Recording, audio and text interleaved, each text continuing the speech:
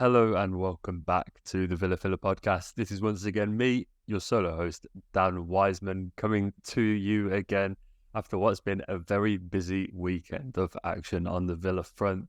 Our time in the States has come to a very hectic conclusion following a big 3-3 draw with Brentford, which saw, it looks like, I'm recording this before Chelsea's game with Fulham has finished, but the Blues are currently 2-0 up in that one. So it looks like they are going to take the spoils and win the Premier League summer series. It's like Villa are going to have to finish second in that one. But it's been a very enjoyable and ultimately a very entertaining trip to the States, which is good. Villa have come out unbeaten following a 3-3 draw with Newcastle. We then beat Fulham 2-0 in Orlando before today's 3-3 draw with Brentford provided a lot of entertainment, not only for the US crowd, but for all of us here in England too, who were able to watch at a more reasonable time of 5 p.m. as opposed to the 2 midnight starts. And the second was delayed because of terrible weather that we saw in Orlando earlier on in the week.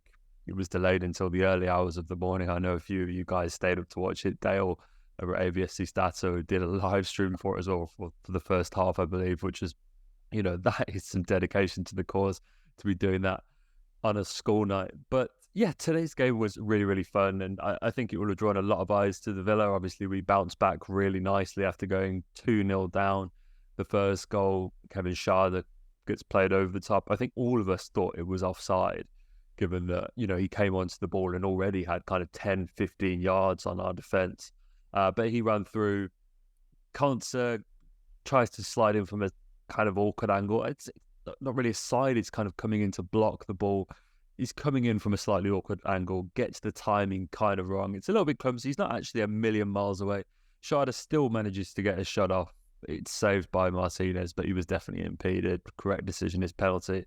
And then Brian Mbeumo tucked it away. And then just a few minutes later, really, before we could really reset, Josh Da Silva curled in an absolute beauty, really, about 13 minutes later from the edge of the area, which went through the net, which really confused me. I haven't really seen too many people talk about this, but the shot goes through the net. Tim Howard, I believe it was, on co-commentary, said how nicely it nestled in the top corner. Well, in fact, it did anything, but it went straight through the thing. But, a goal was duly awarded. And then Villa really came alive. And it was through quite unexpected fashion as well. Ezri Konsa channeling his inner Alan Hutton, picking up the ball from the back, running virtually the length of the field. He kind of picks it up just outside our own penalty box, runs the length of the field. I'm screaming at the TV, pass, lay it off, pass. There were so many opportunities, but he just kept on going and then finished very nicely high up into the roof of the net. And that really started what was Villa's best period of the game. Just 5 minutes later, Matty Cash scores with a really nice goal. His left foot as well, which is something we've not really seen a lot from Matty Cash, and probably to his detriment at points. He cuts inside really nicely after Villa fashion. Quite a well-earned chance. Finishes nicely on his left foot at the near post. And then we had Moussa Diaby in between as well. 32 minutes in, he got his second goal in 2 to make it 2-2. Matty Cash, as I said, puts us ahead before half-time. And then, unfortunately, as is so often the case after you get these amazing, enthralling first halves, the second half didn't quite live up to the billing. Shandon Baptiste's goal, after a pretty incredible effort from Brentford's Lewis Potter, I believe it was, that put in that ball off the crossbar. It bounced down, and then Baptiste is on hand to put in what was, I think, the second effort after the rebound. So, yeah, it was a very entertaining game for the neutral. Villa played a really interesting setup, and I think this is what I kind of want to talk about most. The game is what it is. The highlights will paint a better picture than my verbal efforts ever will. But it's more Villa's tactical and selection choices that I really wanted to come on here and talk about. We played against a Brentford side who hadn't really enjoyed their time in the States as much as we had before that Villa game. They'd lost both of their ties in the Premier League summer series against Fulham and Brighton. In terms of how we, obviously means very little in terms of the form in pre-season games and etc. But Villa's team was very strong. Jaden Philogene-Bidet started his 4th games in a row, and it's really interesting to see how more and more we continue to lean on Jaden Philogene-Bidet, especially when you look at the names that we had on the bench and the likes of Leon Bailey, Felipe Coutinho, Emi Buendia, who passed a late fitness test. He was assessed just before kickoff after missing training the day before, I believe. He was on the bench, came on as a second half substitute. But it was Philogene Bades who got another good run out, and it gave a pretty good account for himself. And I think he's starting to win over not just Unai Emery, but Villa fans as well, who have been pleading for another signing in those wide areas. I think he's kind of making us believe that he can be a very useful rotation piece this season. Is someone that, instead of going out and splashing and spending big money on a winger, that you have to then come in and implement it into a rotation and have them be acceptant of a limited role in the squad, someone that's going to play more in the cup games. You're going to get some minutes in the Conference League, though, and you're going to be a substitute in some Premier League games and stuff like that. I think Philogene Bades will be really quite accepting of that role, given the sort of couple of seasons of loans that he's had, and he's someone that has really impressed, as he does most pre-seasons as well. And I kind of noted in a previous episode that we've seen this before from JPB, that he kind of comes in pre-season and normally he plays quite well and impresses, and then there's a loan and stuff like that. But I've got a feeling that this season really could be the turning point for him, and I really hope it is, to be honest with you, because I was really impressed again by what I saw today, and I think he's a real live wire.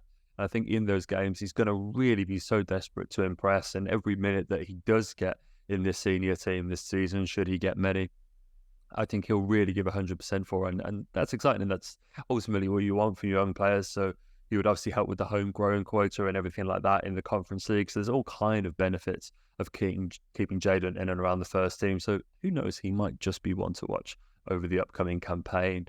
In terms of the style that we employed, it was really interesting and a little bit hard to read. I think all of us were kind of looking at it. Is that a back three? Is it a back four? I kind of looked at the lineup and I was like, is that a three back with Cash and JPB as the kind of fullbacks in the loose sense of the term? I don't actually think it was. I think we did go with a fullback. I think Pau Torres kind of operated as a really narrow, tucked in left back almost, which allowed Matty Cash to bomb on the right wing. It was almost the opposite of what we saw against Fulham, where it was Ezri Konsa playing in that really narrow role on the right hand side, which allowed the left back to go forward. It was kind of the other way around, and Pau Torres impressed. I thought he was nice. I thought he was very good on the ball. Sam Tai, in a video he did for Tifo, put it really nicely.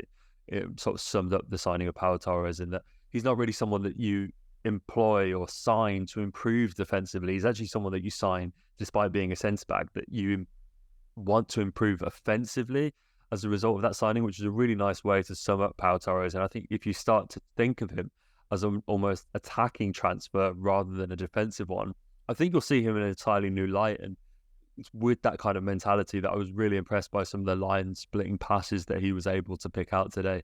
A lot to like from Pau Torres. But yeah, it allowed Matty Cash to bomb on down that right wing, obviously to great effect. He got Villa's third goal in the game, a really nicely taken one as well. It's very reminiscent of what Unai Emery did at Villarreal. Dan and I keep referencing that back four, which had Pau Torres in it.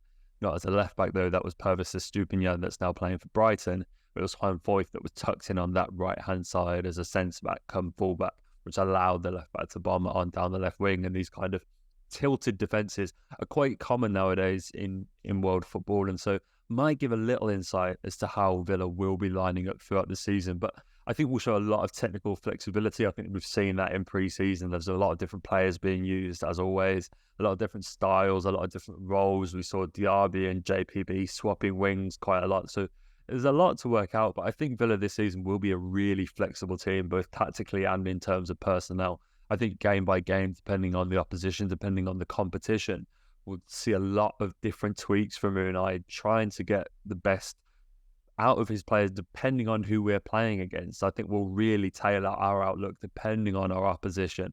And I think that's what pre-season has given us a really nice insight to. And overall, really impressed. Really liked a lot of what I saw today. I thought Mings was great. I thought John McGinn was excellent. Boubacar Kamara's had a couple of moments in pre-season where he's caught on the ball in quite dangerous areas, but that's what pre-season is for. Get those kind of mistakes out the way now. And he's so easy. He wins you back. You can feel quite disgruntled sometimes with Boubacar Kamara, and then all of a sudden there's this beautiful kind of drag back or something like that. He's such a wonderfully press-resistant midfielder to move out of a menacing situation, and he kind of glides away as he does with the ball. And all is well once again. So he's such an enjoyable player to watch. Obviously, you can't speak enough about Moussa Diaby 2-2.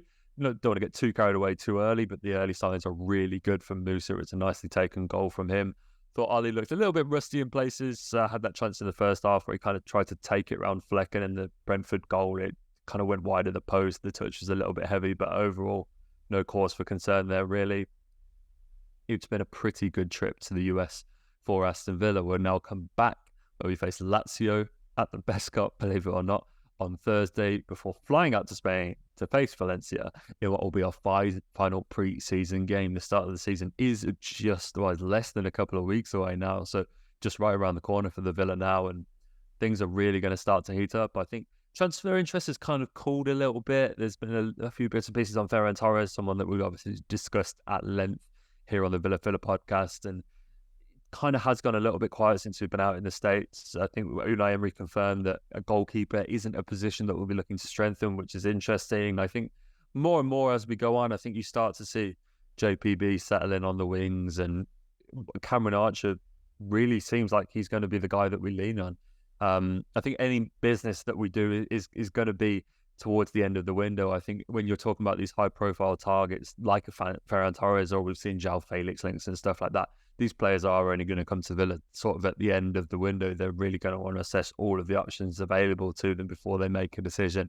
I don't think any of those guys, especially when they're playing for Barcelona, Atletico Madrid, and earning a very handsome weekly wage, are going to jump ship to B6 anytime soon. So it'll be interesting to see what kind of happens there on that front. But yeah, a really productive trip for the Villa boys out in the States. And equally, down under, there's been plenty to talk about on the women's front as well. Obviously, it's not really something I've had to cover, the chance to cover in much detail, really. I've been watching a lot of the Women's World Cup, but by the time I've gotten around to record, especially in the group stages, the competition just moves on so quickly. But we're starting to come around the final fixtures of the group stages now. It was a really nice moment for Alicia Lehmann. Switzerland topped Group A. Unfortunately, it was at the expense of Annalie and New Zealand, with the co-hosts their journey coming to an end pretty early on in the group stage. But yeah, there's been a lot of nice moments. Kenza Dali as well. She's fantastic. What a player. Something about French midfielders at the moment at this club. She really impressed, I thought, in France's win over Brazil at the weekend. And then Rachel Daly, obviously, came on as a substitute for the Lionesses in their first game over Haiti as a late sub for Alessia Russo in that striker position. She was employed as a left back again by Serena Wiegmann in the game against Denmark, and I thought she did really well. You have to be such an amazingly talented player to go and be able to play up front like that for Villa. 22 goals in 22 WSL games for Villa last season, and then at a World Cup go and play for your country at a position like left back, and all of the defensive nous that she shows. She's coming in, sweeping up in the box and doing all of these amazing defensive actions. And then you see what she does for our wonderful club week in, week out. And I mean, what an incredible player. The versatility that she shows just never gets old. I'm not quite sure on a number 9 playing at fullback. Just from a squad numbers perspective, that kind of sets me off a little bit of a purist in that sense. But no, a lot to like. Villa are representing themselves really, really nicely on the world stage, and I'm all here for it. So yeah, it'll be what will feel like a long few days now until we get to Thursday night at the Best Cup. I won't be there, unfortunately, but I'm very jealous to everyone who is. But I'll be watching. We'll have Dan back amongst us real soon as well, and he's been doing all sorts of great stuff with goal out in the States. Unfortunately, he's not been able to get to a Villa game, but he's been at some far bigger ones, so I don't think we can begrudge him for that. But guys, as always, thank you very much for watching. Hit that like button, subscribe, comment down below what you thought on Villa's pre-season. Are you happy with the squad? Who would you like to sign? Let me know. There's a link tree down there as well where you can get some exclusive Villa Filler content over on our Insta and our TikTok. So make sure you give us a follow over there too. Thank you very much for watching, guys. I'll see you soon. Stay safe and up the Villa.